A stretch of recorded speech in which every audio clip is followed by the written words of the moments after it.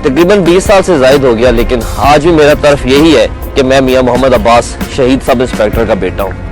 ये बेहतरीन मिसाल है कि शहीद कभी मरते नहीं। आज भी उनका नाम उसी तरह जिंदा है जिस तरह आज से 20 साल पहले था। मेरे लिए ये बड़े एजाज़ की बात है कि मैंने उनके नक्शे कदम पे चलते हुए पुलिस फोर्स ज्वाइन की। ये पुलिस की यादगार शुदा है, मैं यहाँ पे अक्सर आता हूँ।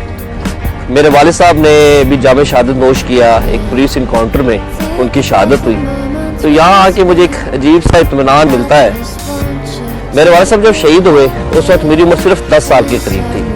हम लोग 4 बहन भाई थे और सारे छोटे थे। मेरी उम्र उस वक्त ज़्यादा से ज़्यादा 10 साल के करीब थी। मेरी वालदा पढ़ी लिखी नहीं थी, लेकिन मेरी वालदा ने बड़ा वाइस और बोल्ड डिसीजन लिया कि उन्होंने कहा मैं गाँव वापस पाकपतन शरीफ नहीं जाऊँगी और यहीं पर अपने बच्चों का ब्रॉट अप और एजुकेशन कम्प्लीट करूँगी। पुलिस फोर्स ज्वाइन की और एज एएसआई मेरी अपॉइंटमेंट हुई।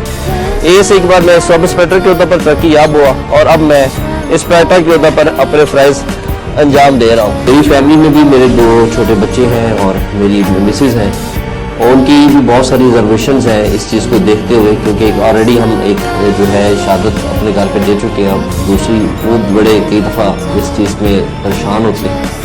लेकिन मेरे लिए ये बायस इत्मीनान बात है कि मैं अपने फ़राइज़ के मंसूबी जो है बड़ी मेहनत से और अपनी पूरी सलाहियत के मुताबिक अंजाम दे रहा हूँ। जनरल कमर जवेद बाजवा साहब ने भी हमें इज़्ज़त बख्शी और हमारे घर तशरीफ़ लाए और मेरे वालिद की शहादत को एक्नॉलेज किया। जहाँ तक हॉबी का ताल्लुक है, लव ट्रैवलिंग, ईटिंग, ट्रैवलिंग का मुझे बहुत ज़्यादा शौक